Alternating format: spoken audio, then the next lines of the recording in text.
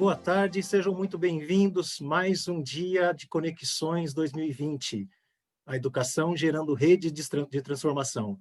Nesse momento, a gente vai ter um painel muito especial com pessoas queridíssimas e é o painel Desafios da Educação no Brasil. E a gente tem a honra de receber a Viviane Mosé e o Carlos Abranches, duas pessoas assim incríveis que vão falar bastante sobre esse momento maravilhoso de conectar as pessoas sobre o tema da educação. A moderação vai ficar por conta do professor José e a queridíssima Débora. Eu gostaria de chamar a nossa diretora fundadora, Nuricel, que ela vai fazer uma saudação inicial e falar um pouco do nosso Instituto Alfa Lumen. Boa tarde a todos, é um prazer enorme encontrá-los aqui e conseguir a presença maravilhosa tanto da Viviane Mosé quanto do Abranches. Muito obrigada aos dois por estarem aqui compartilhando o seu conhecimento democraticamente, né, trazendo esse conhecimento para todos nós. E falando um pouquinho do Instituto Alfa Lumen, nós somos uma entidade sem fins lucrativos que busca soluções de impacto social por meio da educação, né, através de ações educativas, da democratização do conhecimento, inovação em metodologias e tecnologias.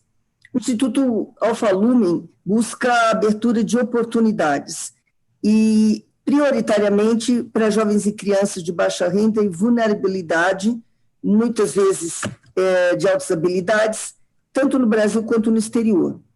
Então, essa é uma ação que nós fazemos em parceria com o Combrasd, né, Alfa Lumen e Combrasd juntos, desenvolvendo esse Conexões, e estou muito feliz, estamos muito felizes, todos vocês estarem conectados nesse momento para receber esses dois seres humanos incríveis, fantásticos, grandes referências nas suas áreas e que vão poder conversar um pouco conosco hoje. Muito obrigada, que todos aproveitem muito. Obrigada, Marcos, obrigada a todos que estão aqui hoje.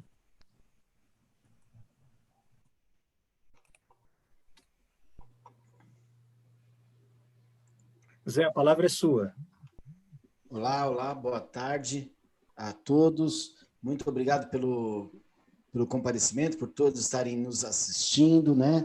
Nosso especial cumprimento a todos os educadores do país, né? A todas as pessoas que trabalham com educação.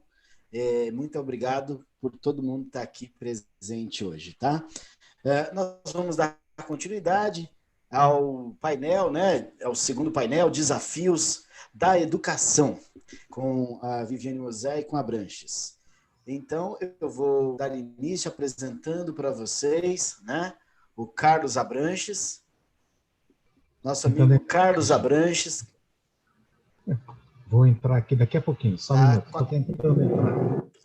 Ok. Então, a Nuri já falou, né? Agradecimento também ao Combrasd, que é o Conselho Brasileiro para a Superdotação, e a toda a comunidade Alfa, né? Que está organizando esse evento maravilhoso. A gente fica muito encantado de poder fazer parte. Eu sou um dos fundadores da Alfa, professor com muito orgulho de matemática, a matéria mais linda que existe, já que deixaram espaço, estou falando da minha matéria. Não é mesmo? Mas falar de educação é sempre um prazer. Débora, quer se apresentar, Débora? Então vamos aproveitar, vamos inverter as coisas aqui, Débora. Eu sou professora da Alfa também, com muito orgulho. Sou professora de linguagens, que eu gosto mais, porque afinal eu sou verborrágica, e nada melhor como a matéria de linguagens, mas assim, estou muito feliz em receber duas pessoas que eu admiro demais, a Viviane Mosé, que inclusive, né, é sempre referência nas aulas e referência na minha vida, né, o Abranches também, que sempre traz muito aprendizado, muita reflexão. Então, só agradecer a presença e dizer o quanto a gente está feliz, o quanto a gente está orgulhoso desse evento. E agradecer também a presença de todo mundo que está aí, né? Tem muita gente conectada, assim, é bem emocionante. Só gratidão. É o privilégio de trabalhar com educação e ter a oportunidade de ter contato com pessoas tão maravilhosas. E, Zé, como nós estamos aqui sempre conectados à internet e às ferramentas da internet, a gente também não pode ser engessado a ela. A gente tem que criar alguma situação quando a gente não consegue. Então, se o Abranches não conseguir só colocar a câmera, porque ele está com áudio, eu ia propor para que a gente inverta. E aí a gente consegue dar sequência à nosso lindo painel. Eu acho que tudo bem. Tudo bem, eu não sei o que está acontecendo. Não sei o que está acontecendo aqui. A gente checou tudo direitinho e é uma pena. Eu vou tentar entrar por outro computador. Vou abrir aqui em outro painel, mas... Então, vamos fazer assim. A inversão, então. Será um prazer, só vamos fazer a inversão. Então, Débora, por favor, faça a apresentação desta linda senhora, por favor. Não vou nem falar, vou começar a falar poesia aqui. Então, vou fazer as honras de apresentar, né, ao nosso público a Viviane Mosé, que é filósofa, psicanalista, poetisa, especialista em elaboração e implementação de políticas públicas pela UFES, mestre e doutor em filosofia pela UFRJ, autora de 12 livros entre poesia, filosofia, educação, com 2 indicações ao Prêmio Jabuti, Estela do Patrocínio, de 2002, e a Escolhe os Desafios Contemporâneos, de 2013. Tem como principais temas a sociedade em rede e os desafios do mundo contemporâneo, especialmente aplicados à educação e à gestão pública e privada. Viviane, é um prazer ter você conosco, e a palavra é sua. Obrigada, Débora, obrigada, Alfa Lumen, obrigada a todos vocês, é um prazer enorme estar aqui, espero de fato contribuir, porque vocês já contribuem muito com a educação brasileira, trazendo uma questão difícil de ser discutida, infelizmente mal discutida, que são as altas habilidades, né? A gente, infelizmente, sabe que as crianças com altas habilidades são mal vistas nas escolas, enfim, a gente trata até as crianças que têm dificuldade com mais facilidade do que as que têm excesso de potência e de capacidade. E isso, para um país, especialmente no momento em que a gente vive, é muito grave. Então, já começando a minha fala, nós vivemos um momento delicadíssimo, né? E um momento delicado como o nosso, ele exige lideranças, ele exige potências. Então, mais do que nunca no mundo, nós precisamos identificar crianças e jovens que possam guiar outras crianças e jovens, com a sua inteligência, com a sua potência, não só a inteligência, vocês sabem disso muito bem, com a sua atitude, porque altas habilidades também envolve não apenas uma capacidade, né, mas envolve um gesto no mundo. E é esse gesto de inovação, de ponta, de estar na direção que a gente precisa. Enfim, a crise de lideranças é um fato no Brasil e no mundo. Mas eu quero conversar com vocês sobre os desafios que a gente passa nesse momento, como a educação lida com isso, né? A educação e esses desafios. Como você disse, Débora, eu tenho um livro que desde 2012 que se chama A Escola e os Desafios Contemporâneos. Então, inicialmente, os desafios da escola eram metodológicos.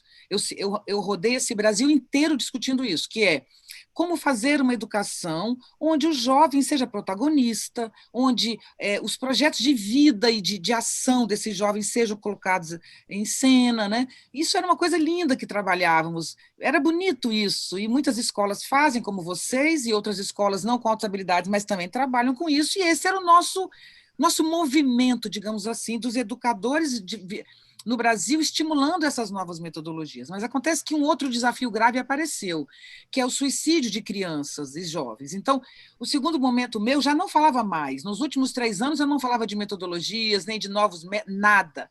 Nos últimos 3 anos, mesmo que eu chegasse com outro tema, o tema era suicídio, depressão e automutilação entre crianças de 8 a 14.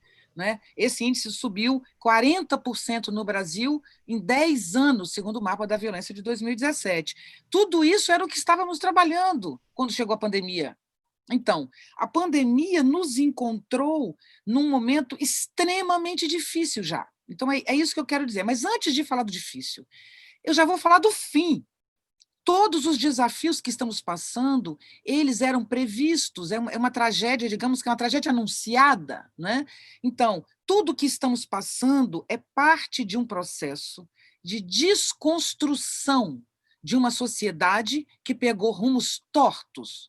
Então, nós somos uma sociedade, nós somos uma civilização, é assim que a gente tem que se tratar, né? Hoje não é mais Brasil, não é mais Estados Unidos, não é França, não existe isso. Existe um planeta em exaustão ambiental. Esse planeta está habitado por uma civilização que nega a natureza, que desconsidera a natureza, né? Que a civilização ela se compõe como uma contra-natureza, ela existe para vencer as doenças, vencer os vírus, vencer os abismos.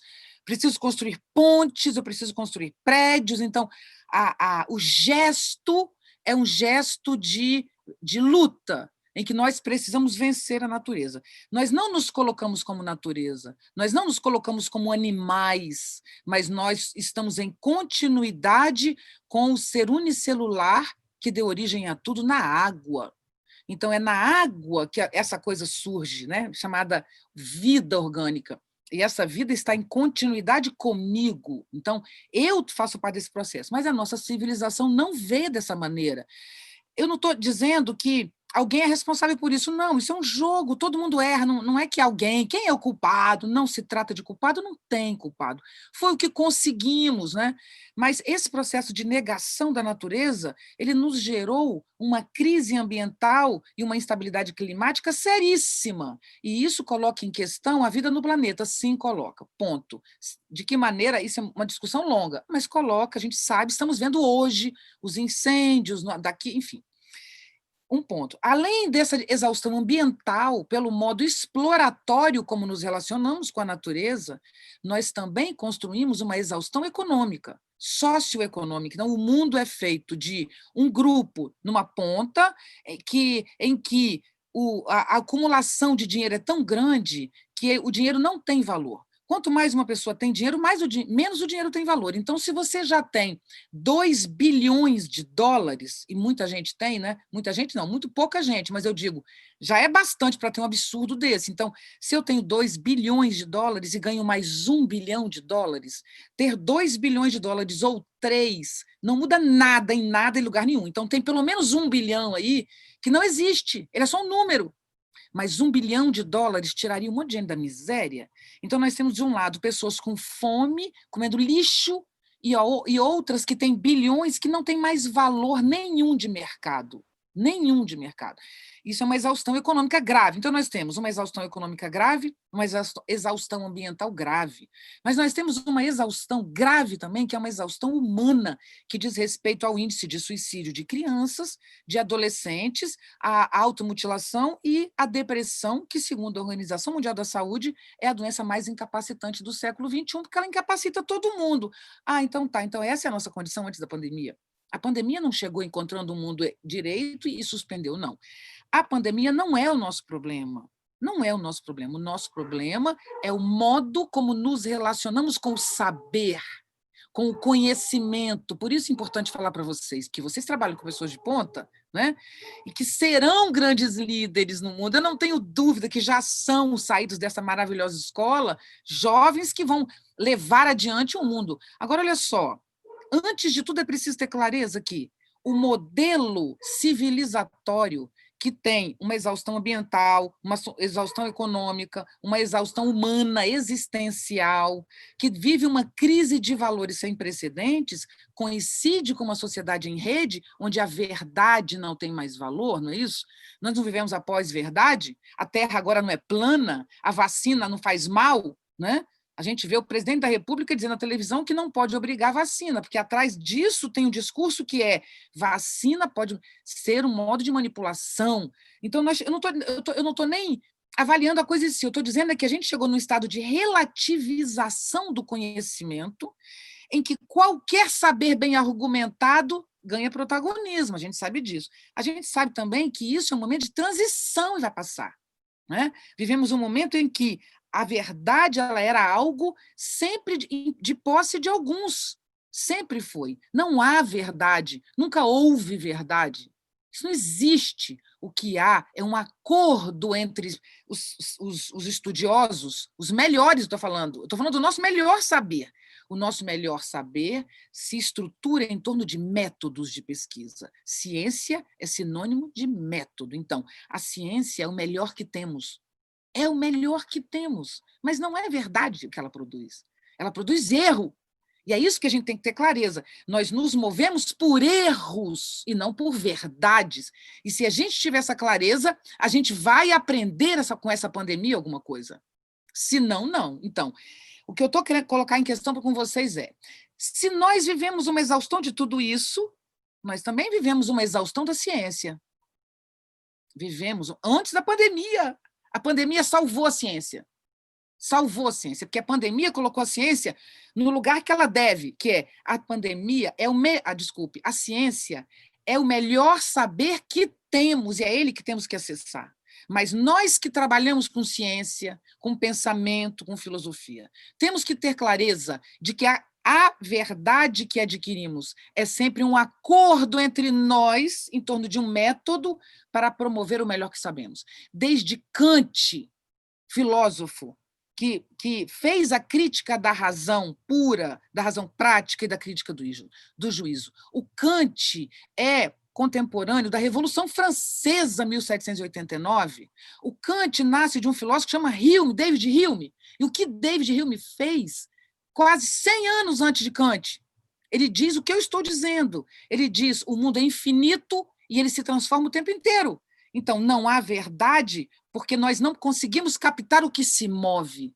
Vida é o que se move. O parado é valores morais que nós criamos, são fixos, né? A princípio, pelo menos. Nós construímos modelos fixos. Por que nós precisamos de modelos fixos? Para que a gente possa se organizar, já que o mundo é caos. Caos não é desordem. Caos é algo que se transforma tão rápido que a gente não identifica a mudança. Então, vida é fluxo, vida é transformação. Mas o modelo civilizatório que criamos, por medo, por pânico dessa vida que se transforma, nós construímos um modelo de pensamento e de conceito, modelo conceitual, que afirma coisas e tenta encontrar o que sempre foi, sempre será e nunca se transformará. Então, o que é a verdade? A verdade é dos universais, né? O que são os universais? São coisas que sempre existe, sempre existirá e nunca deixará de existir. O que é não deixa de ser. O que é não se transforma. O que é o que é. Então, a ideia de que há algo que é, e que eu posso não atingir, porque eu não tenho método, mas há algo que é um erro. A natureza se transforma. Então, para vocês terem uma referência, quando eu falo de psicanálise, eu sou psicanalista, eu dei aula de teoria psicanalítica 1, 2 e 3 durante 6 anos na universidade. Então, eu conheço bem esse sistema. Acontece que aquilo que eu dava na universidade para os meus alunos, que era o melhor conteúdo que eu amo de paixão, ele hoje não serve. Porque o modelo psicanalítico ele parte da neurose. E o modelo que temos contemporâneo é o modelo da perversão. Nós não somos mais neuróticos como éramos. Então, o que era a psicanálise? Somos neuróticos. A gente tem angústia, a gente tem medo. Então, nós somos aquelas pessoas que vivem arrumando a casa. Lembra disso? No passado?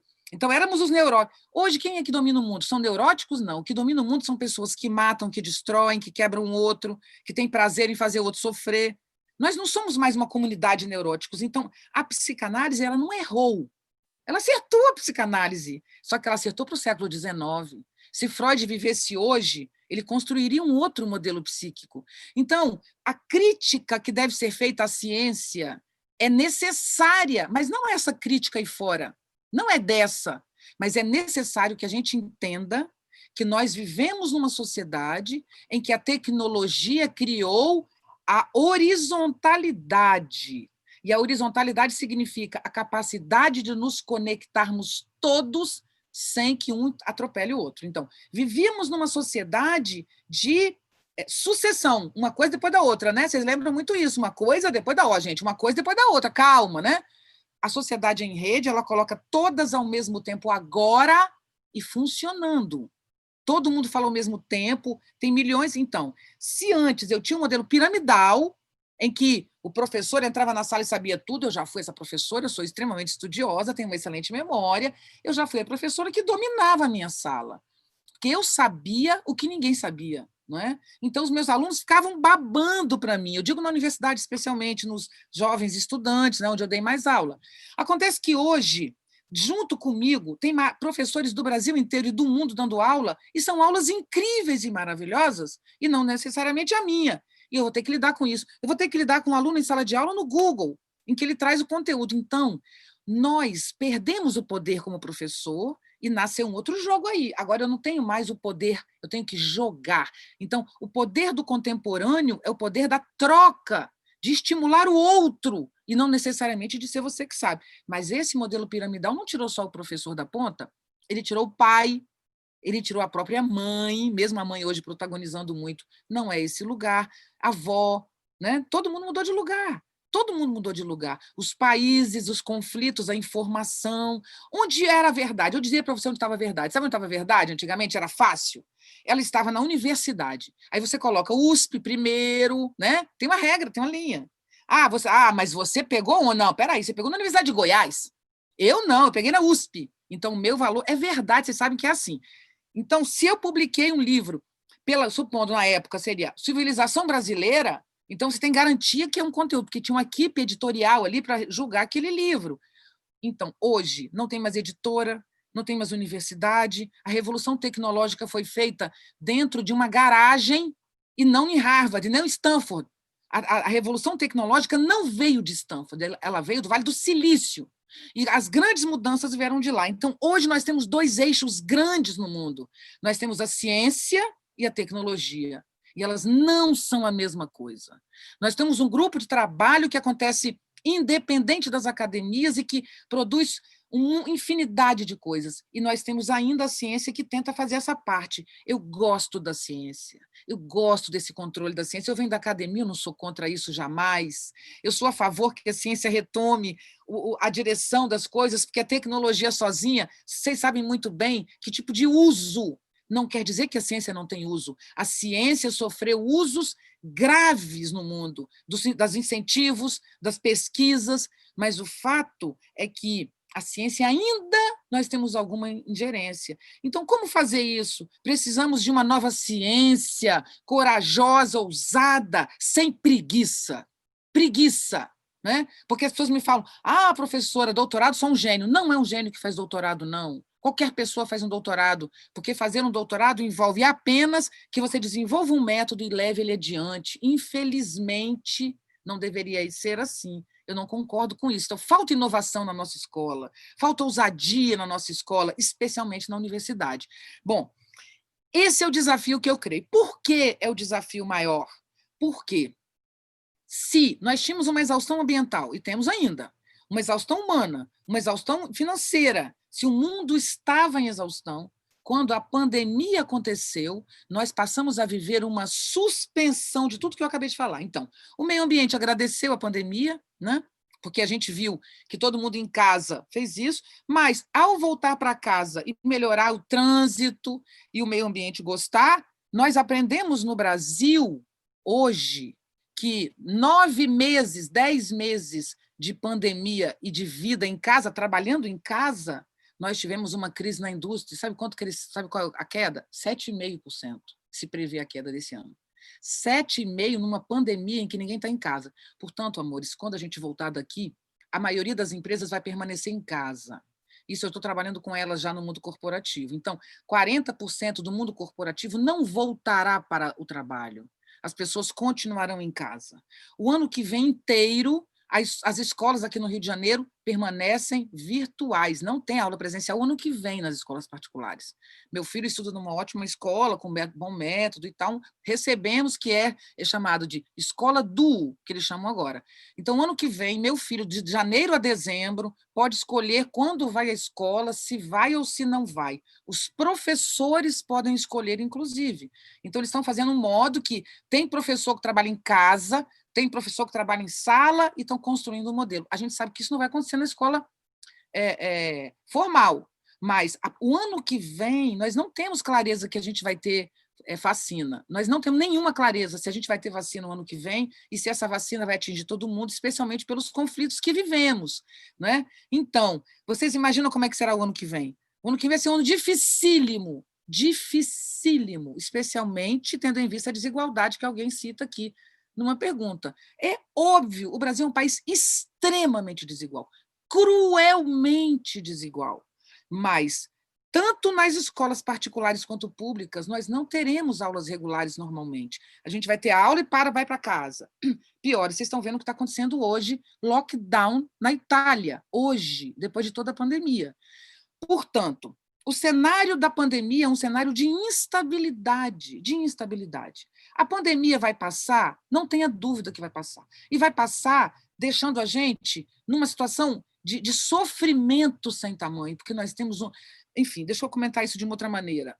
Como psicanalista, não adianta você dizer assim, alguém está negando a pandemia, né? Essa pessoa não está sofrendo, ela está sofrendo como todo mundo. Tem gente que diz que não há pandemia, essa pessoa está negando porque ela não está suportando essa situação.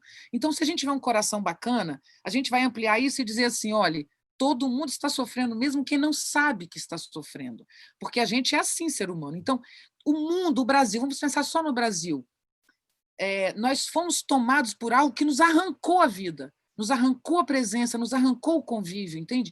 Nos tirou tudo. Nós não vamos sair disso o ano que vem, não se iludam que vai ser o ano que vem. Se for o ano que vem, é no fim do ano que vem. É só ler todas as melhores informações mais qualificadas sobre isso. Inclusive, a gente tem a possibilidade de ter uma guerra de vacinas, porque a vacina, vocês estão vendo, a vacina é uma questão politizada no mundo, não é só no Brasil, no mundo. Por quê? Porque você tem ideia do que é fazer uma vacina? Tem ideia do quanto vai ganhar quem for o dono dessa vacina? Tem ideia do lucro? Se o mundo inteiro, a população de 7 bilhões de pessoas vão ter que ser vacinadas. Então, infelizmente, eu não quero dar má notícia para vocês, não, mas isso é grave. A gente vai ter uma guerra de vacina, nós vamos ter uma guerra de correlação de forças.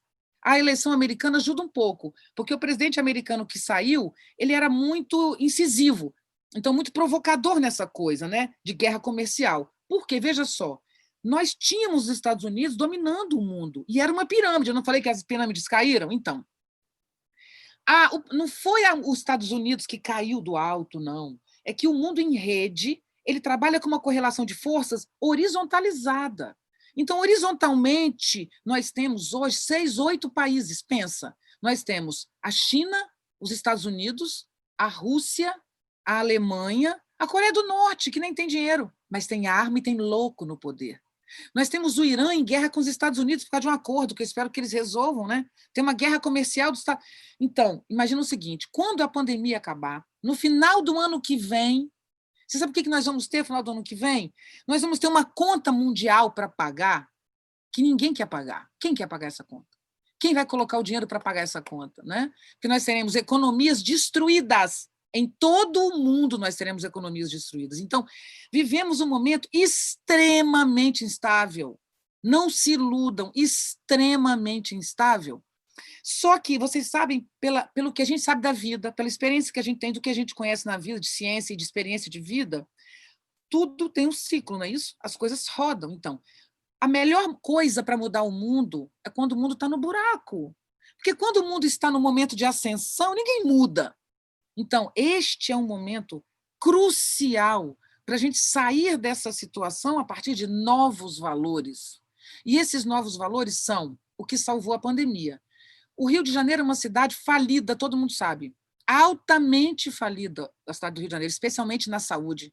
Eu não assisto o jornal local, porque eu sento para assistir antes da pandemia, porque todos os dias tinha uma pessoa da favela, de uma comunidade, que chegou levada por um táxi, por um Uber para o hospital e morreu com um ataque cardíaco no táxi, porque não tinha uma maca para tirar essa pessoa para levar para o hospital. Isso antes da pandemia. Quando a pandemia chegou, eu tive certeza que o Rio de Janeiro ia desabar e não teria nenhum tipo de atendimento, nem particular, nem nada. Achei que as pessoas fossem brigar por um pedaço de pão na rua. Fui embora daqui para o Espírito Santo, porque eu pensei, se eu ficar doente lá, eu tenho atendimento. O que salvou o Rio de Janeiro e o Brasil foi a colaboração. Quem salvou o Rio de Janeiro foram as pessoas das favelas que trocaram cestas básicas. A classe média sustentou com cestas básicas grande parte da própria classe média, que faz parte de garçom, de pessoas que trabalham com espetáculos, com restaurantes, que ficaram 100% sem trabalho. Quem salvou o Rio de Janeiro foram as empresas privadas, que fizeram excelentes doações diretas para a população, certo? Então, o que nós aprendemos com a pandemia? Nós aprendemos o sistema colaborativo. Portanto, quando sairmos dessa pandemia, nós teremos um mundo esgarçado e sofrido economicamente, seriamente, e nós precisamos nos unir para isso. Então, se me perguntarem o que a educação de ponta, como é de vocês, o que essa educação de ponta tem que incentivar hoje para que a gente tenha uma educação de qualidade, eu diria, a primeira coisa chama-se alegria. É preciso incentivar a alegria. Vivemos um momento tão triste, e já vivíamos antes, não se esqueça que entramos na pandemia em depressão, automutilação e suicídio, foi o que eu citei.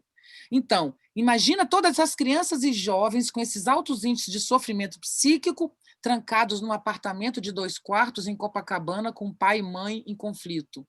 Então, tudo isso é o caldeirão que nós estamos recebendo, isso é o caldeirão que temos hoje.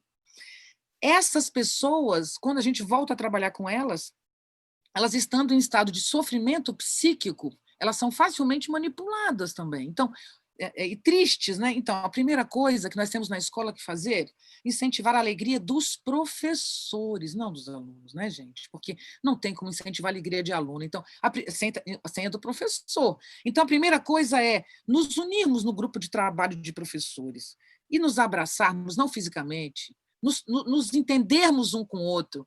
E a gente tem que entender que a alegria é revolucionária, porque nós precisamos de força para sair do momento que estamos vivendo. Energia, força, determinação, coragem. E coragem, meus amigos, a gente encontra no corpo e não na cabeça. Coragem é um gesto que envolve arte, envolve música, envolve dança, né? Mas olha só que coisa irônica. A gente só vai conseguir fazer isso se a gente entende um princípio que eu gostaria de apresentar para vocês, que eu chamo de princípio de fragilidade. O princípio de fragilidade é aquele que diz que você pode ter milhões, você pode ser bonito demais, você pode ser rico, poderoso, você pode ser quem você quiser, mas você morre diante de uma doença incurável. Você morre se seu carro acelera, se você se distrai no seu carrão milionário que você tem, você morre também, não é? Então, somos frágeis, muito frágeis, todos. Então, você pode, mesmo sendo mais poderoso, eu falei da pandemia, mas mesmo esse poderoso, como eu disse, vou dar um exemplo simples, né? O Steve Jobs, né? Steve Jobs morreu de modo rápido, não tem dinheiro no mundo que salvasse aquele homem, tão poderoso, tão poderoso, tão poderoso. Então, o que a pandemia nos ensina, no princípio de fragilidade, é: eu não sou ninguém sem o grupo, sem o afeto, sem a troca, né? Sem a consciência que eu tenho do ambiente, do meio ambiente, do outro. Essa fragilidade é que produz ética.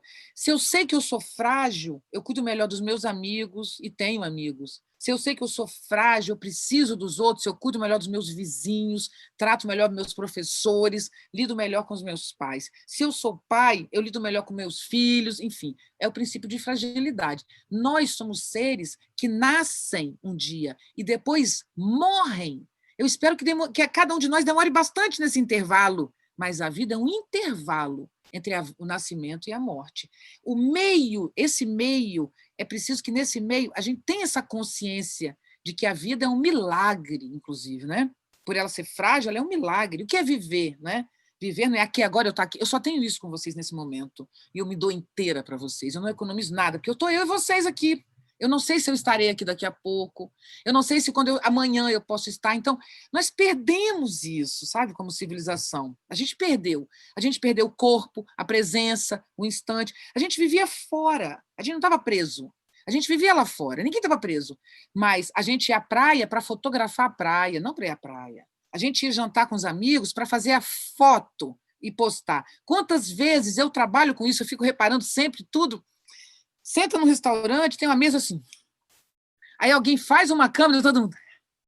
E aí aquela foto sai linda. Então, eu não quero ir ao restaurante, eu só quero a foto. Então, quando eu me relaciono com as redes sociais, eu me relaciono com uma foto das coisas, com uma imagem, e a gente foi se reduzindo a isso. Então, hoje, nos tiraram tudo, tudo. Hoje a gente sabe o valor de um abraço. A gente não sabia, não. A gente, há mais de 200 anos, a gente não sabe o valor do abraço. Não é que a gente não sabia na pandemia. O modelo moderno de civilização, que é o modelo de controlar a natureza, de controlar tudo, não é um modelo sustentável. Enfim, eu falei muito e a gente tem que abrir para perguntas. Eu quero só sintetizar, que é: a alegria é o maior sentimento que eu estimulo na minha casa, com meu filho de 16 anos, com a minha família, meus enteados. Eu estimulo a alegria o tempo inteiro e não o conteúdo.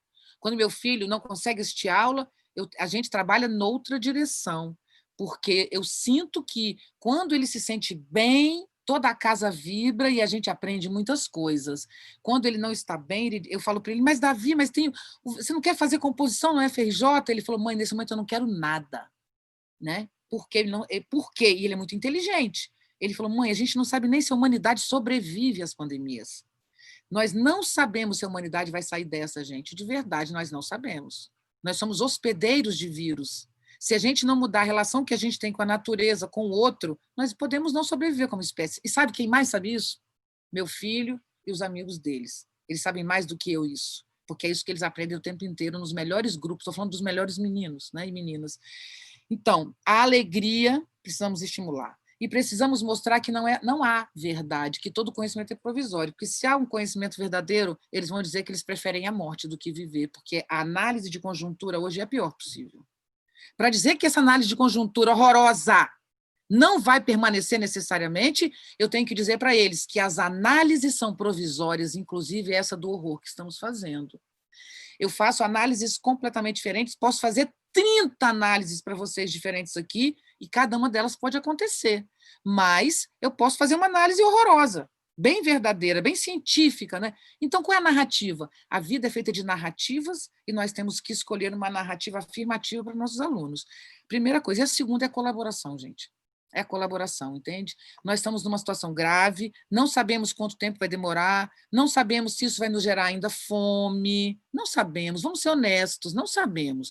Então, por não sabermos, que tal nos tornarmos pessoas melhores, né? Que tal nos dedicarmos a nos tornar pessoas melhores? Pessoa melhor, gente, não é alguém que ajuda os outros, não. Não é isso que é uma pessoa melhor, não. Ninguém precisa ajudar ninguém, não. É só você ter consciência de que você é frágil, de que tudo pode tirar sua vida, de que você nasceu e um dia você vai morrer, que por inteligência você vai tratar todo mundo bem e vai criar uma ambiência favorável ao seu redor. Pessoas inteligentes sabem da sua fragilidade constitutiva, dela e do mundo e da sociedade. Então, a colaboração é o primeiro, é o maior mérito que a gente tem. E a gente precisa estimular, literalmente falando, o desenvolvimento intelectual dos nossos alunos, porque nós precisamos de jovens inovadores que recuperem os corais que estão sendo destruídos no fundo do mar. É possível recuperar os corais com tecnologia? Sim. É possível recuperar o meio ambiente que está sendo destruído? Sim, é possível com tecnologia de ponta. É possível mudar as relações humanas? Sim, com coração. É possível mudar tudo isso? Sim. Nós podemos sair desse mundo que desaba e desaba. Podia falar horas para vocês e não quero entristecê-los. Desaba, tudo desaba. Todas as instituições estão em crise. Todo o mundo está em crise. Mas esse desabamento pode nos levar a uma expansão de possibilidades. E é nela que eu invisto todos os dias e acredito. Sairemos de um modelo restrito, que é um modelo lógico-causal, que vai sempre em linha buscando a sua causa, para o modelo em rede que entende que não há uma causa para nada nunca. São muitas causas. Então, eu tenho 10 causas em questão no meu experimento. Aqui tem 0,3% de probabilidade. Pode determinar meu caso, não pode? Aqui tem 5% de probabilidade. Pode determinar a minha experiência. Não é as 95% que pode determinar, não. 95% é só a probabilidade. O fato de eu entrar num avião e ter 0,3% de chance dele cair não quer dizer que ele não cai. Eu conheço muitas pessoas. Eu conheço pelo menos umas 5 que já morreram em queda de avião.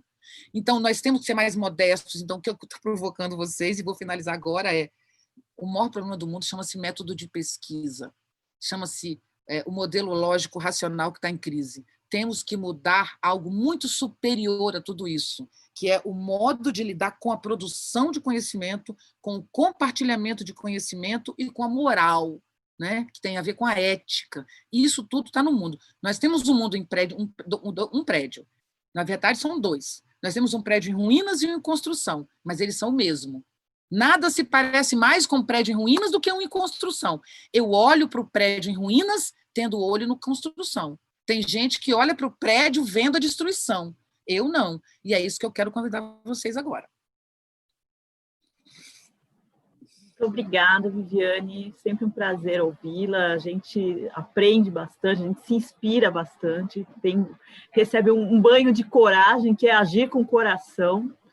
E eu vou passar a palavra, a gente vai deixar as perguntas para o final, assim a gente pode fazer esse diálogo entre você, o Abranches, eu e o Zé.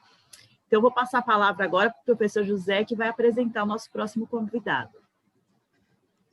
Que maravilha, gente. Eu estou aqui pensando, né? Nós temos essa oportunidade fantástica, né? Com a Abranches, com a Mosé. Abranches, que bom que é você que vai continuar e não eu, Abranches. Foi, assim, foi fantástica a Mosé. Eu vou até me permitir, eu sei que eu vou furar um pouquinho o protocolo, mas foi tão intenso que eu fui desde o chefe Seattle, né? Tudo que acontecer à Terra, acontecerá aos filhos da Terra, aqui na minha... Enquanto eu estava pensando na minha infância, tinha um pôster na casa da minha tia com isso escrito, e eu lia e fiquei pensando nisso a vida inteira. Aí depois eu fui para Manuel Bandeira, o bicho. Vi ontem um bicho, na imundície do pátio, catando comida entre os detritos. Quando achava alguma coisa, não examinava nem cheirava. Antes, engolia com voracidade. O bicho não era um cão, não era um gato, não era um rato. O bicho, meu Deus, era um homem. Manuel Bandeira. E aí eu ainda terminei, eu não fiquei... E é engraçado que eu vi lá, Mosé, não me deixou, né, triste, me deixou reflexivo, pensando exatamente em tudo isso que está acontecendo, né? Afinal de contas, tudo que a gente vai fazendo, aqueles que passam por nós não vão sós, não nos deixam sós, deixam um pouco de si, levam um pouco de nós. Saint-Exupéry. E aí eu sei que eu estou no meio de grandes poetas, eu vou deixar mão agora, eu vou anunciar meu amigo e poeta aqui, o Carlos Abranches, para ele poder continuar. Carlos Abranches, que é jornalista e apresentador de telejornais e programas de entrevistas, além do jornalismo, é formado em música, com habilitação em violão erudito pelo Conservatório Estadual de Minas Gerais. Formou-se também em filosofia pela Universidade Federal de Juiz de Fora. É também psicanalista clínico, formado pela Universidade Federal de Juiz de Fora, pela Universidade Federal de Juiz de Fora. É também psicanalista clínico, formado pela Associação Psicanalística do Vale do Paraíba. Professor de pós-graduação em psicopedagogia na Univap, na área da literatura, e autor de 7 livros, sendo 3 de poesia e 4 de reflexões históricas, com base em relações humanas e filosofia espiritualista. Então, meus amigos, vocês estão hiper, mega bem acompanhados, além de ser pai de um dos meus alunos, que hoje é um dos nossos professores do Alfa. Então, fiquem bem, fiquem com Abranches, ele terá uma linda continuidade aí para vocês. Abrir o microfone, meu amigo.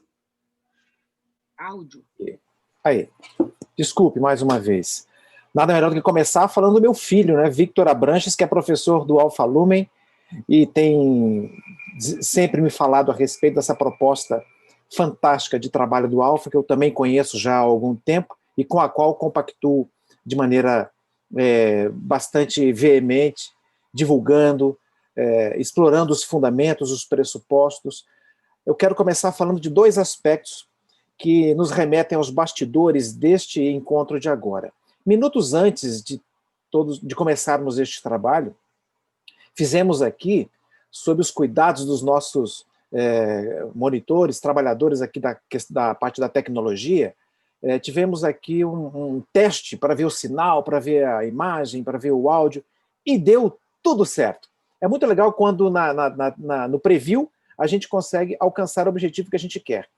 Mas 1 segundo, assim que foi permitida a abertura da sala, eis que a minha câmera não abriu.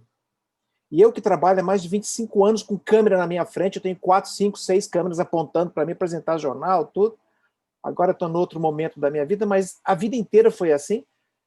Na hora que eu fui tentar abrir, não deu. Corri para outro computador, peguei, abri, agora estou falando desse segundo computador. E assim que eu estava me preparando e consegui fazer a conexão, a surpresa das surpresas, no outro computador abriu a tela e apareceu minha imagem lá, sem que eu pedisse. Eu falei, não quero mais você. Mas apareceu na hora que ela quis, na hora que o computador quis e pretendeu.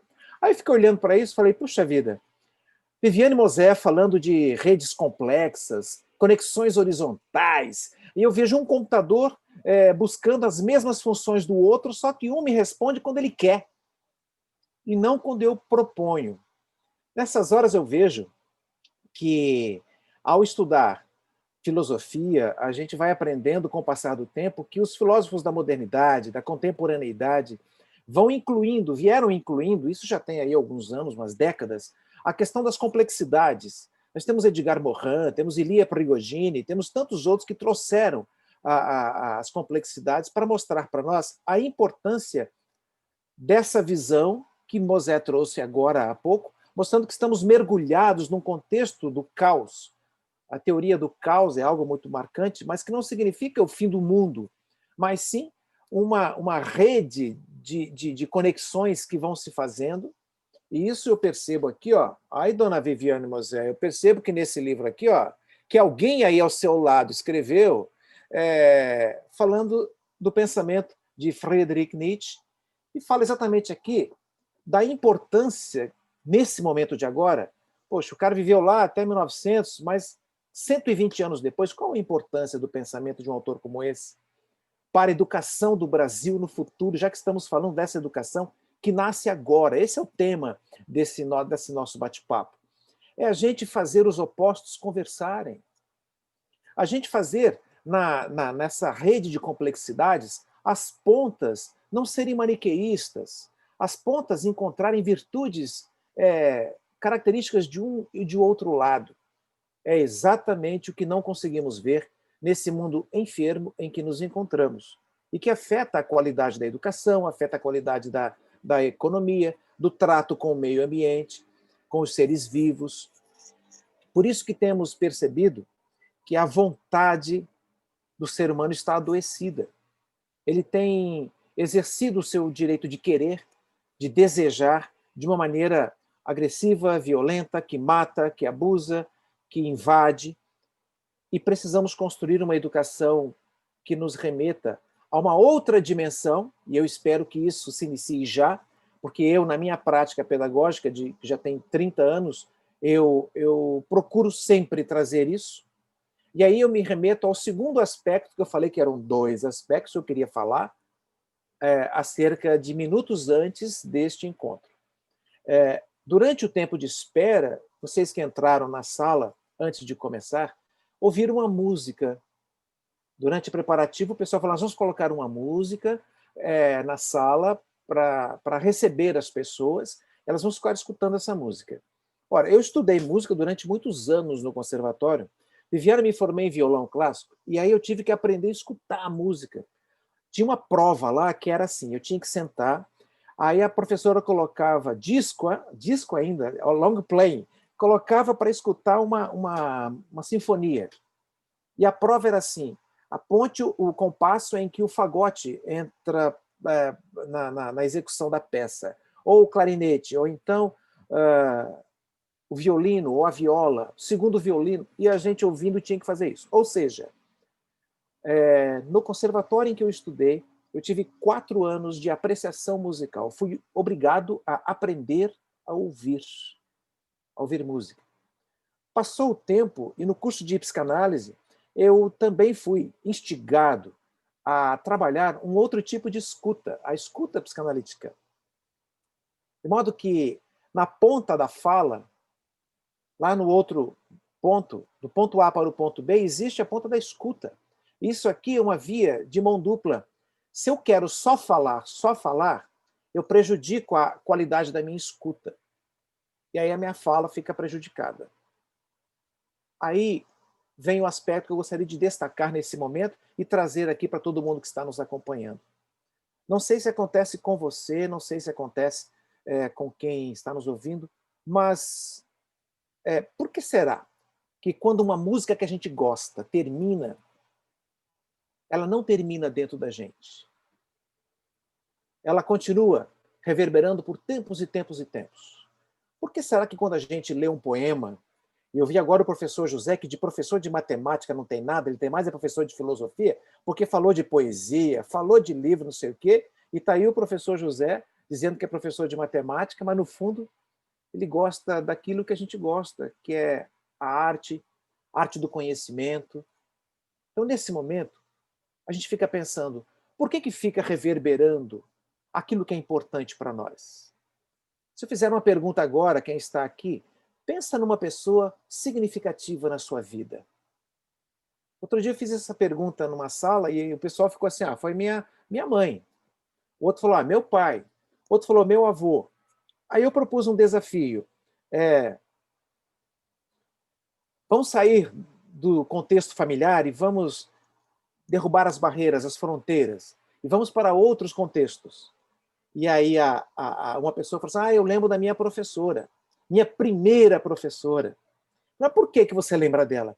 Porque algumas aulas dela ficaram inesquecíveis para mim.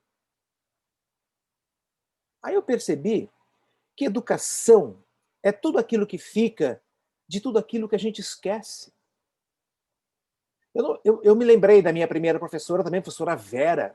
Olha que legal, pré-primário, professora Vera me dando aula. Eu lembro da aula dela, eu sentado no banquinho, 6 anos de idade. Eu me lembro daquilo, mas não me lembro de todas as aulas da professora Vera. Mas me lembro de algumas que ficaram para sempre, definindo hoje a pessoa que eu sou.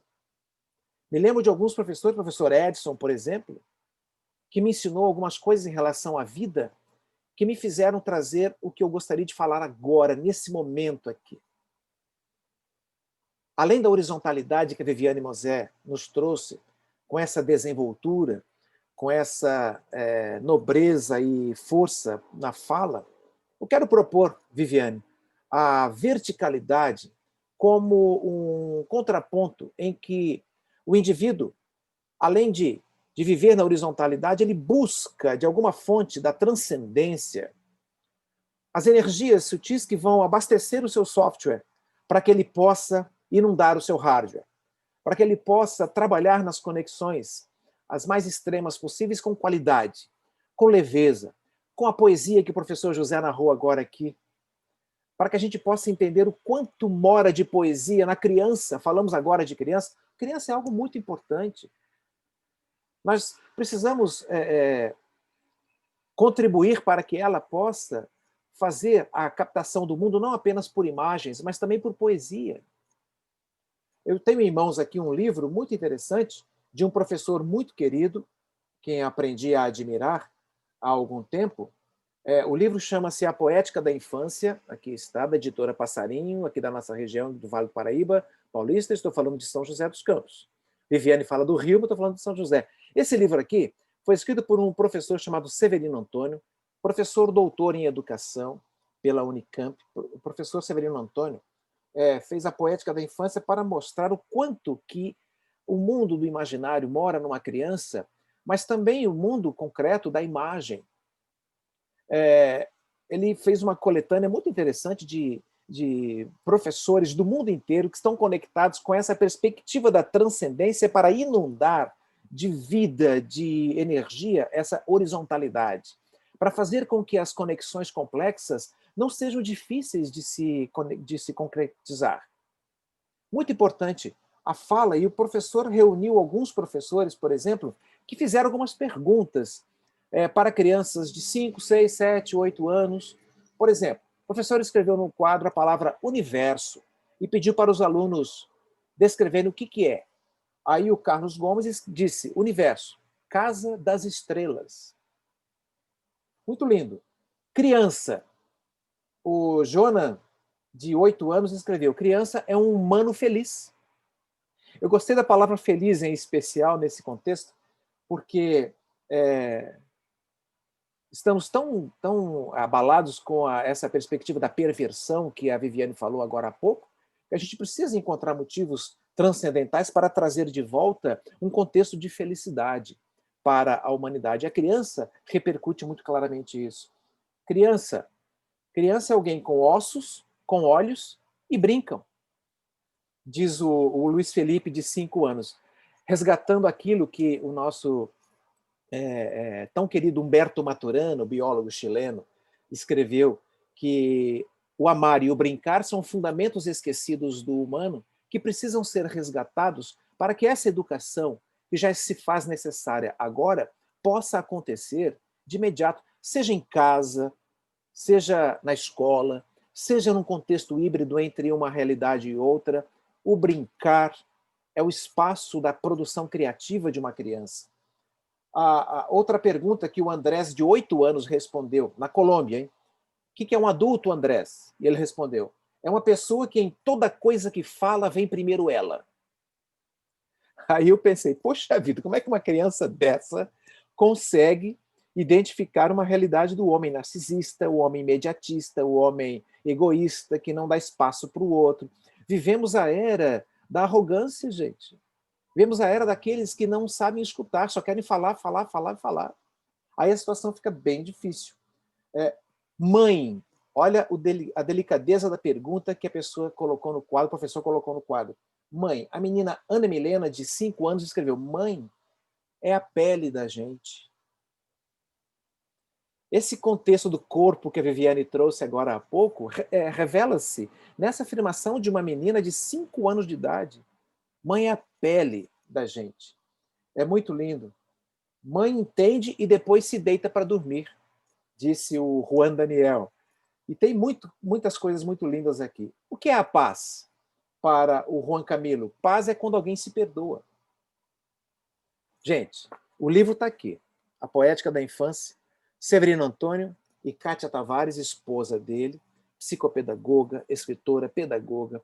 Severino Antônio já levou esse trabalho para Harvard, mostrou nos Estados Unidos e faz trabalhos para o Brasil inteiro, mostrando a importância do quanto precisamos verticalizar um pouco as nossas intenções. Quando Viviane vem e fala da predominância do lucro, dos bilhões de dólares no bolso de uma pessoa em detrimento da fome de milhões, a gente descobre que, num olhar da transcendência, rico é todo aquele que aprende a viver com o necessário. Se é necessário para mim, eu estou rico. Senão, eu vou me coagular em tumores, múltiplos tumores, que vão prejudicar a minha saúde, a minha vida. Interessante Steve Jobs, né? Criando, que você citou, Viviane, criando um produto que é revolucionário. Quem diria que fôssemos precisar tanto do bendito celular? Aliás, o celular era meu último recurso, viu? Se o computador, o desktop não quis funcionar na hora que eu quis. O meu laptop funcionou, mas se não funcionasse, eu tinha o celular. Santo Steve Jobs. Mas as pessoas não sabiam que tinham essa necessidade.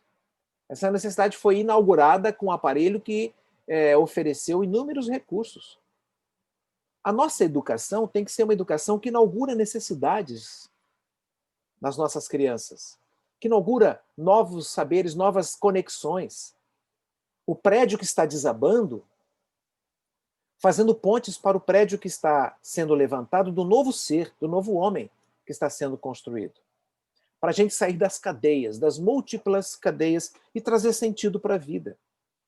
Essa é a razão, na nossa opinião, da educação mergulhada no contexto da filosofia, da poesia, da música. Por falar em poesia, quero lembrar aqui de um poema. Daqui a pouco eu falo quem foi que escreveu esse poema. Ô, professor José, você andou falando aí, me inspirou, rapaz.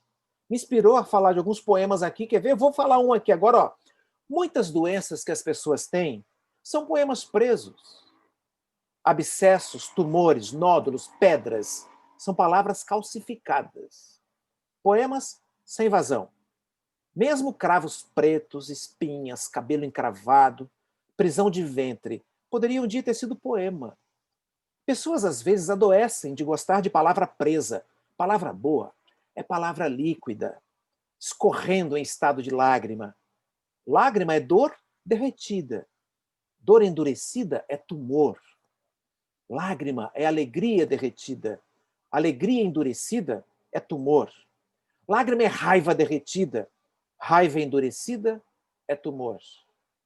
Esse poema segue, vai falando um monte de coisa legal aqui. Sabe quem foi que escreveu isso, gente? Viviane Mosé, a poeta Viviane Mosé, está aqui do nosso lado. Ó, palmas para Viviane Mosé, muito lindo, olha aí. Porque Viviane traz para nós aqui essa perspectiva da necessidade de furarmos os tumores coagulados das dores humanas, para que a gente possa fluir, para que a energia flua. Esse é o sentido da educação real que eu desejo para o nosso futuro próximo, mesmo sabendo que 2021 não vai ser fácil. Mesmo sabendo que 2020 não está sendo fácil. Mas já adiantando, para furar o tumor, Viviane, adiantando que, da mesma maneira que a pandemia não foi igual para todo mundo, não está sendo igual para todo mundo, a gente sabe que aqueles que tiverem capacidade de ver poderão fazer desse período, deste ano, o melhor ano das suas vidas. Aproveitando o distanciamento, aproveitando o recolhimento, o isolamento, para pensar, para olhar para dentro de si, para começar a fazer o desapego, para começar a enxergar aquilo que pode ser deixado despojado e tornar-se uma pessoa mais despojada. Quando a gente treina isso na vida, a gente manda um recado para o mundo consumista. Porque eu acabei de passar no shopping ali, o estacionamento está assim, gente. O povo estava desesperado para sair de casa. Por quê? Porque pelo outdoor, pela revista, pelos portais, ele recebe milhares de convites diários para consumir, para sair de si, para comprar coisas. Quando vem uma pandemia dessa e nos aponta para dentro, dizendo, mergulhe para dentro de si, vai descobrir dentro de si causas imateriais que te sustentam a vida. Olha a verticalização de novo. Sabe por que isso é importante? E nós temos que traduzir isso na nossa linguagem, no nosso projeto pedagógico da escola em que a gente atua, para que as crianças se encharquem desse novo mundo que está chegando. Porque quando os homens se cansarem das coisas que se podem comprar, eles vão te buscar e você vai ter alguma coisa para lhes oferecer. Porque você vai estar rico, e rico é aquele que aprende a viver muito bem com o que lhe é necessário. E acerca da poesia, me recordo de Zé Cabaleiro, grande Zé Cabaleiro, que em uma de suas músicas, acerca das lágrimas, viu, Viviane? Ele falou o seguinte, se a beleza é o que importa, tanto faz rir ou chorar. Porque a beleza nas duas pontas. Quando a gente enxerga a beleza nas duas pontas, gente, a vida não é suficiente para expressá-las. Já disse Ferreira Goulart em um dos seus textos, a arte é necessária porque a vida não é suficiente.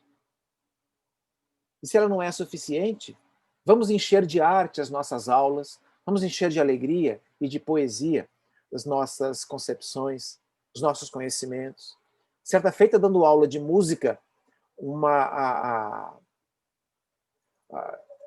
eu perguntei a respeito de tom.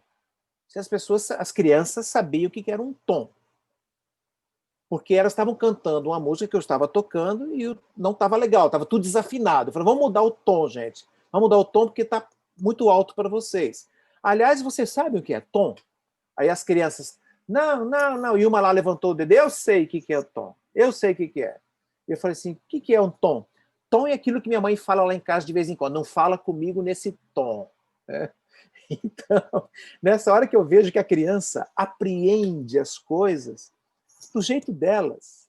E se a gente souber aproveitar essas coisas do jeito delas, a gente aprende a encher de poesia a beleza das nossas concepções, a beleza da vida, e consegue construir uma educação vertical. Eu vou encerrar lembrando de mais uma menina que também no livro de Severino Antônio coloca um aspecto muito interessante quando fala: professor, eu descobri o que é o vermelho. O professor colocou a palavra vermelho no quadro e ela escreveu assim, palavra cor-de-rosa. Cor-de-rosa. O que é cor-de-rosa? E a criança escreveu: cor-de-rosa é um vermelho devagarinho. E a poesia que mora numa expressão dessa é a coisa mais maravilhosa, coisa mais linda. De modo que, se nós tornarmos cor-de-rosa a nossa concepção de vida, ou com todas as outras cores, nós vamos contemplar os opostos, vamos brincar com as diferenças, vamos desenvolver a alteridade, vamos desenvolver a compreensão do outro na sua mais ampla expressão e fazer deste mundo um mundo muito, mas muito melhor, apesar das perversões, apesar das loucuras. Esse é o nosso pensamento, a nossa proposta, somada à horizontalidade dos complexos que Viviane trouxe, à verticalidade da transcendência, que acreditamos ser muito importante nesse momento. É isso, gente. Gente, eu estou aqui sorrindo, estou com dor no maxilar, para não falar outra coisa. Que alegria poder dizer, eu vou guardar na minha memória, né? Isso eu falei no começo, que um dos grandes privilégios de trabalhar com educação era a oportunidade de conhecer pessoas fantásticas. E eu estou aqui muito feliz por este encontro. Eu vou falar mais uma provocação, então, e depois fazer uma pergunta para vocês. A gente combinou, né, Dé? Eu faço uma pergunta, depois a Dé faz outra. Já que eu estou com a palavra, eu vou pedir para fazer a primeira. Diz assim, né? Fernando Pessoa diria: eu não sou nada, nunca serei nada, não posso querer ser nada. A parte disso, tenho em mim todos os sonhos do mundo. A minha provocação ou brincadeira não acho que seja uma provocação, eu vou perguntar para os dois, né? Na verdade, assim, Viviane falou assim, da gente ser mais frágil, da gente se mostrar, nós nos mostrarmos nossa fragilidade, e eu diria que nós devemos, na verdade, ser humano. Lembrar que nós somos humanos. Se a gente lembrar disso, é o caminho para entender que nós não somos deuses, que nós não... Então, né? Que sociedade, né? Uma pergunta que está feita pela plateia até. Que sociedade, que educação nascerá desse momento, do próximo momento, então? Viviane e Abranches, por favor, eu quero deixar essa pergunta para os dois. Lembrando assim, ó, todos esses que aí estão atravancando o meu caminho, eles passarão, eu passarinho. Esse cara é poeta mesmo, né? Professor de matemática. Maravilhoso. O Abranches, eu adorei muito a sua fala, adorei, e você tem toda a razão. Deixa eu só comentar isso antes de responder a pergunta, porque eu adorei pelo seguinte, eu estava vindo agora de carro com meu filho, fomos ver uma casa, que a gente está se mudando de apartamento e tudo, e aí a gente conversando sobre... Meu filho é muito racional, muito estudioso, ele é muito inteligente, muito ciência, né? Ele é uma ciência e tudo. E aí a gente comentando, falando do Jung. Mas Jung, não sei o quê, para ele é tudo meio charlatão, porque o Davi é muito... Mãe, e é o quê? Místico, então, né? E se Jung é místico? Eu falei, não. O Jung entende que, além da dimensão afetiva, além da dimensão sexual, além do trabalho, nós temos algo que nos caracteriza, que é a relação com o sagrado. O sagrado, eu falei para ele, é até o seu ateísmo. O seu ateísmo busca essa verticalidade que você está falando e dá esse nome, porque, né, tem gente que busca essa verticalidade com o nome de religião, tem gente que usa o nome de arte, mas essa verticalidade é fundamental. Eu adorei o que você disse, porque é exatamente essa questão, né? Essa horizontalidade precisa estar cortada por algo que é a minha relação com essa coisa toda, né? Com as dimensões. Enfim, adorei. E a arte é, de fato, o que nos fundamenta para mim, né? Como eu vejo isso. Mas, considerando... Viviane, só rapidinho. Você me fez lembrar agora do Mircea Eliade, o grande uso da ciência das religiões e do sagrado e do profano. que é a essência das religiões, e ele coloca isso que você acabou de falar. Na realidade, o espaço sagrado é o que importa. Exatamente. Eu tenho no meu violão um momento em que eu entro em conexão com algo mais sutil, eu estou fazendo a transcendência, eu estou fazendo a verticalidade. Então, é o espaço sagrado, é o meu quarto, é a minha casa, é o meu coração, é a minha intimidade, não apenas o templo religioso dessa ou daquela crença, mas tudo aquilo que merece de mim a visão do sagrado e do divino.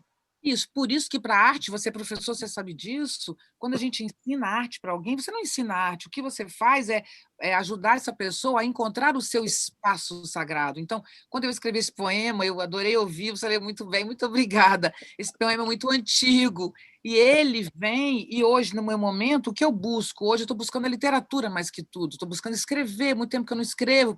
Então, o que eu busco? Eu não busco, na minha cabeça, o que escrever. Quando eu encontro o meu lugar poético, tudo que eu escrevo é bom. Sim. É bom, sai pronto. O problema é eu encontrar esse lugar que é tão difícil, né? Então, a gente, como professor, a gente não ensina nada. A gente ajuda o aluno a encontrar o seu lugar. Porque quando uma pessoa encontra a sua dimensão no mundo, ela transborda e ela vai adiante. A pergunta que foi feita... ainda falta mais uma coisinha do que você falou. É que esse livro que você citou maravilhoso, eu uma vez fiz uma oficina literária, eu vou falar isso para dica para os professores, é feito com adolescente também, não só com criança, eu fiz com pequenas. A brincadeira era aula de arte, então eu pegava uma palavra e dizia para eles, vocês vão ter que definir essa palavra, desde que não esteja no dicionário. Então, eu pegava o dicionário e dizia o que era vermelho no dicionário. Aí falava, olha só, vocês têm que dizer o que é vermelho, mas isso aqui vocês não podem dizer. E aí uma das respostas maravilhosas foi uma menininha de 7 anos que disse, mundo, uma cadeira que se você senta no lugar errado, cai. É incrível, né? Então, amei. É incrível. Que lindo. Então, nós nascemos poetas, nós nascemos artistas, e perdemos, porque olha que a gente está falando dessas crianças, certo? Então, Nietzsche fala de 3 dimensões do espírito que você precisa passar.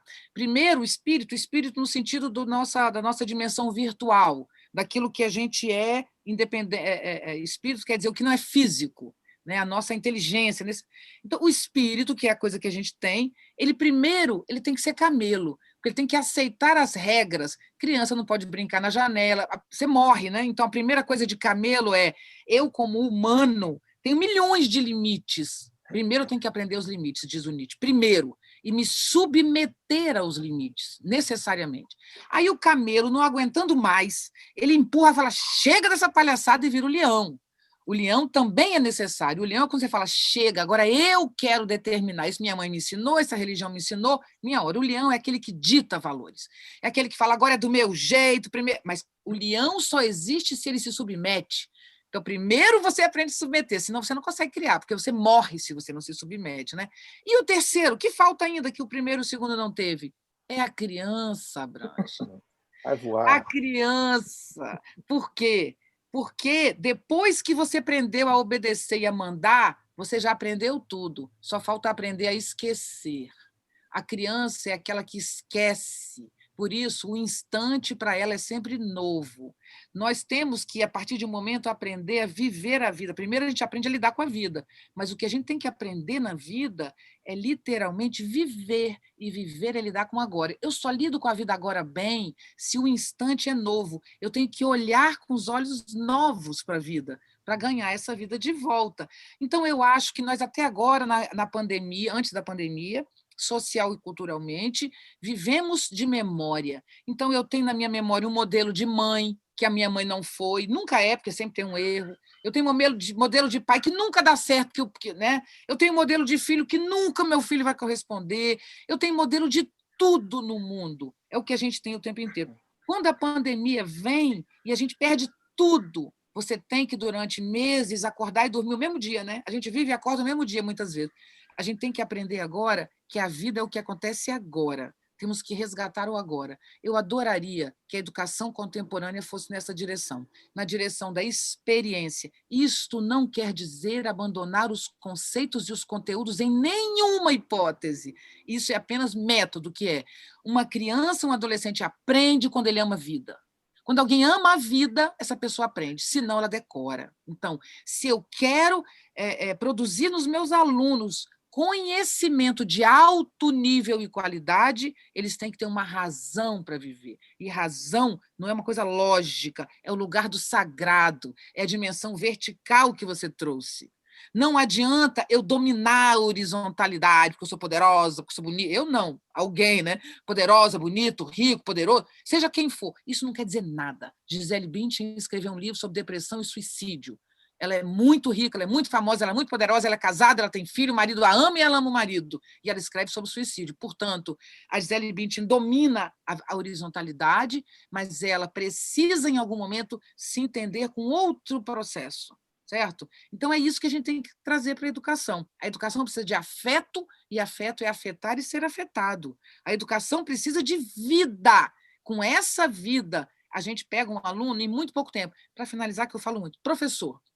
Professor de escola pública, não sabe, não estudou. Eu digo, me coloque diante de uma turma de professores mal formados, que em uma aula eu saio com eles bem formados. Como?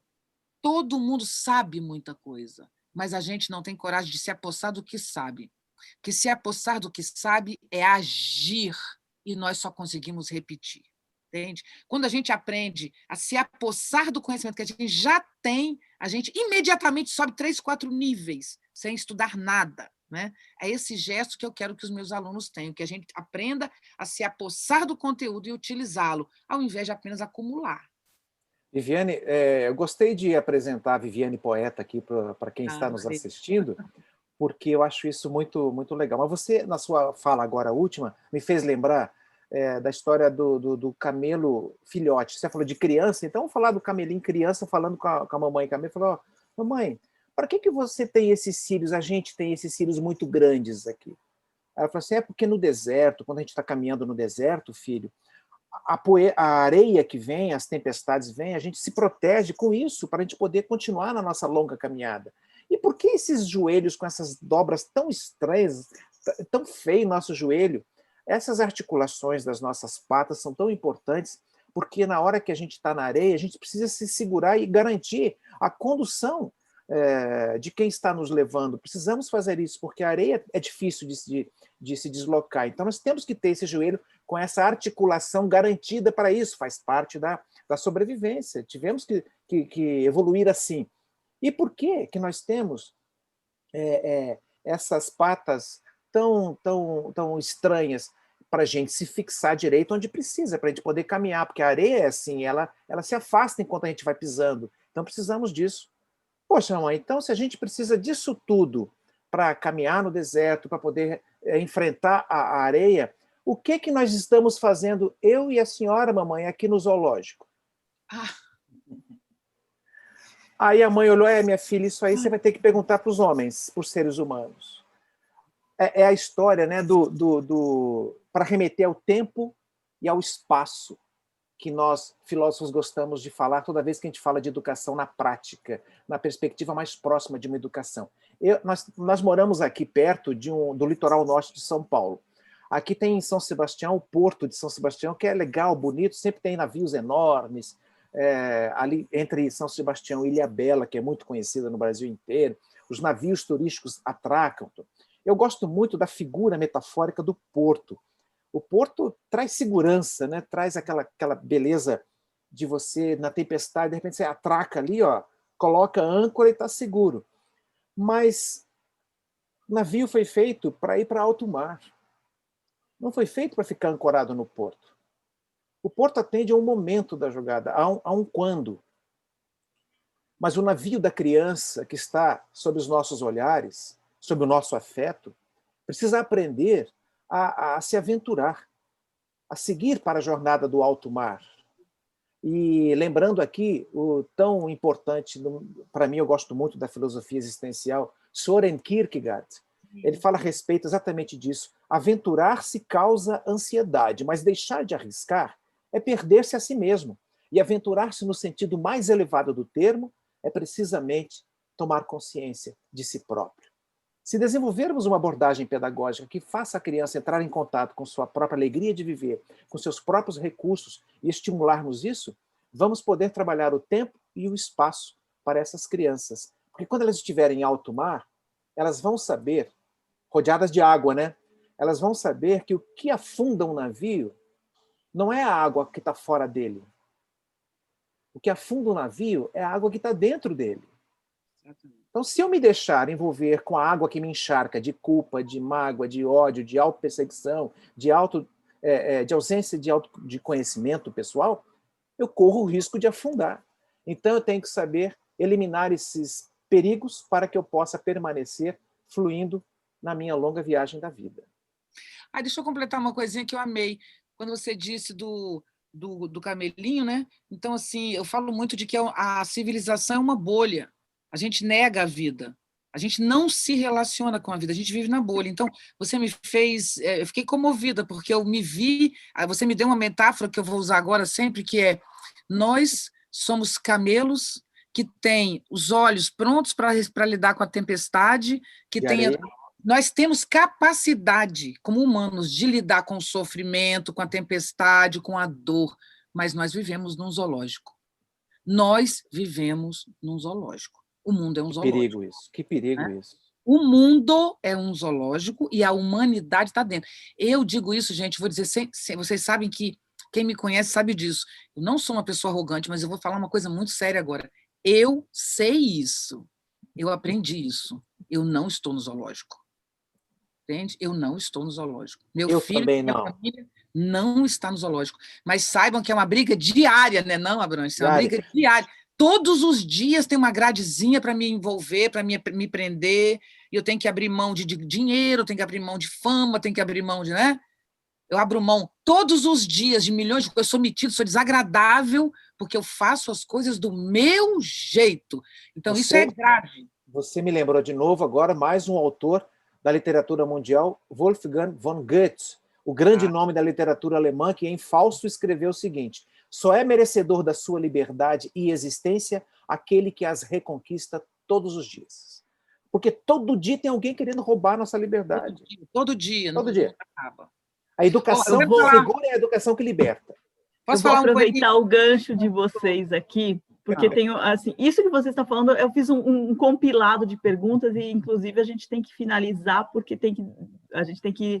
Tem um monte de gente aqui ansiosa aqui com a questão do prêmio. Tem prêmio, é isso mesmo. Tem o prêmio, e tem assim, um monte de gente angustiada, e tem um monte de perguntas que a gente vai ter que juntar. Eu fiz um junta, vou fazer assim, a gente tem muitos mestres, dá vontade de ficar aqui, a verdade assim, dá vontade de ficar aqui, ó, horas e horas e horas ouvindo e trocando informações, porque tá demais.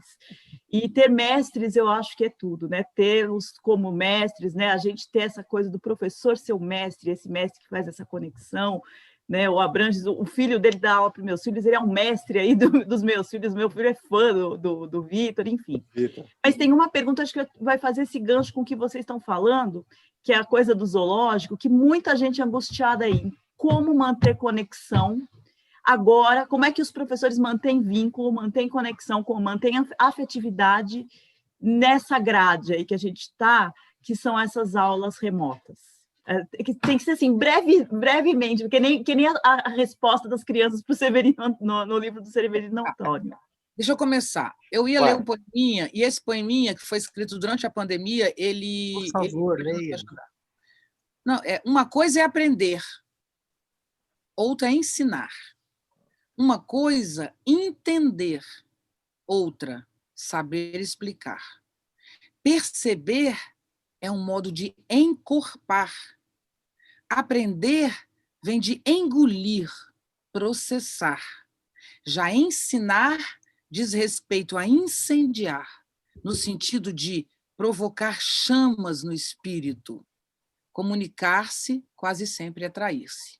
Então, eu vou explicar poema, coisa que não se explica, mas olha, uma coisa é aprender. Aprender não é fácil, mas é uma coisa Agora, outra coisa é ensinar. Ensinar é muito mais complexo do que aprender.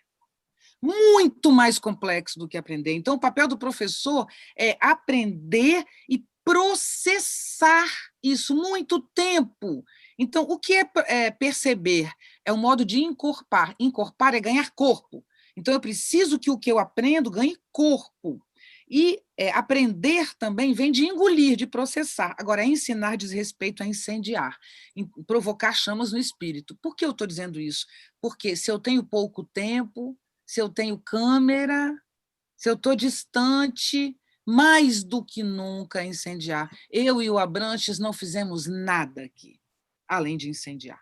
Desde o início, meu objetivo era lançar chamas no espírito. O Abranches fez exatamente a mesma coisa. Então, vocês vão sair daqui com a alma incendiada. Na tela, os alunos também podem. Eu conversando com meu filho, eu tenho uma relação muito legal com ele, e preocupada, a educação, né, remota, preocupada. Davi, você está fazendo... Meu filho, você não está vendo aula. Ele olhou para mim e falou: mãe, presta atenção. O que nós temos para aprender este ano na escola não é conteúdo. Nós estamos aprendendo... O maior professor que nós temos é a pandemia. Então, ele disse para mim que o grande aprendizado dele é o sofrimento que ele está tendo diante de tudo isso, certo? É inevitável. Então, neste momento, o conteúdo ele tem que ser um pouco colocado de lado. O mais importante nesse momento é você relacionar-se com os seus alunos a partir de um ponto que eu sei que vocês são milagrosos, professor é o ser que faz milagre, se eu fosse definir professor, né? O bom professor, ele faz milagre, dancinha, ele pula, ele vira de cabeça para baixo. Professor é um milagroso, é um ser que faz adivinhações, né? Faz qualquer coisa, a gente faz. Então, esse professor que faz qualquer coisa, eu tenho certeza que ele coloca uma chama ali que o aluno vai pegar. É isso que a gente precisa nesse momento. E diminuir a expectativa, diminuir a crítica de um com o outro, diminuir a expectativa de achar que eu não estou conseguindo, que eu não estou conseguindo. Eu não estou conseguindo mesmo, entendeu? Ninguém está conseguindo. Nós todos estamos apanhando todos os dias, gravemente, estamos sendo surrados, como mulheres, como maridos, como casamento, como família, como pai, como filho, como irmão, como professor, como médico. Né? Então, nós não sabemos. E é isso que a gente precisa apenas incendiar. Essa é a minha dica. Eu não tenho absolutamente nada a acrescentar, Débora. Nada, professor José, nada, Marcos, nada, Nuricel. Só dois detalhezinhos, duas palavrinhas. Não sei se vocês se lembram, Viviane, não sei se você se lembra do Roberto Freire, aquele psicólogo que escreveu o livro Utopia e Paixão. Claro. Utopia e Paixão. Utopia e paixão. Duas ferramentas poderosas. Paixão pela utopia de você querer algo melhor, um ser humano melhor, mas a partir de você. Se eu me incendiar diariamente, se eu me autoestimular diariamente, e esse combustível é autorrenovável, ele não precisa de algo externo, mas se precisar, vamos juntar duas palavrinhas mágicas que podem nos agradar muito nesse processo difícil de transição planetária, que são o carinho e o reconhecimento. Trocarmos mais carinho entre nós, inclusive com a gente mesmo. Sim. E reconhecer o talento do outro, do jeito que esse talento nos chegar. Com isso aí, acredito que o que a Viviane propôs é: não vamos apagar essa chama. Ela vai permanecer acesa dentro de nós, e aí nós vamos conseguir dar a grande virada que o mundo precisa. É isso. Vou dizer, Viviane, na Alfa não tem extintor, minha filha. Não... Eu sei. Pelo contrário, tem querosene, gasolina. E parabéns a vocês, Muricel. Parabéns a vocês, Muricel. De coração, parabéns. De verdade, sabe? Não é um parabéns pro forma, não. De verdade, parabéns, porque não só vocês fazem um excelente trabalho com as suas crianças, os adolescentes, né, que fazem um excelente trabalho, mas isso de dar visibilidade, de projetar o que vocês fazem tão bem para diante, isso é maravilhoso, maravilhoso. Eu amo. Para mim, se eu pudesse ajudar a construir, sabe, essa coisa no Brasil, eu diria hoje, o que se faz hoje é literalmente dar vida para quem já faz bem. Parabéns, parabéns. Muito obrigada. E assim, a gente queria continuar assim, até amanhã aqui. Como a gente sempre fala, quando reúne pessoas incríveis, sempre dá gosto de continuar. Mas, infelizmente, a gente tem que... Bom, felizmente, a gente pode agradecer e continuar e viver esse momento maravilhoso e relembrar para cada vez mais, né? E eu tenho vocês como amigos da gente, amigos do Instituto Alfalume, lembrando que esse evento Conexões 2020 é uma realização que tem uma parceria do Instituto Alfalume com o Combrasde, é uma parceria dessas duas instituições que está tocando esse evento, que vai até o dia 14. Hoje, daqui a pouquinho, a gente está entrando às 19 horas com mais uma grande palestra magna internacional, e aí eu queria pedir para a técnica e agradecer para colocar a vinheta de encerramento e que a gente possa se despedir desse povo todo que ficou super feliz. Obrigada a você, Marcos. Obrigada, Ângela. Obrigada, Débora. Obrigada a todo mundo, José, a todo mundo. Muita força para você na tua luta. Um abraço para vocês mesmo, viu? Obrigada.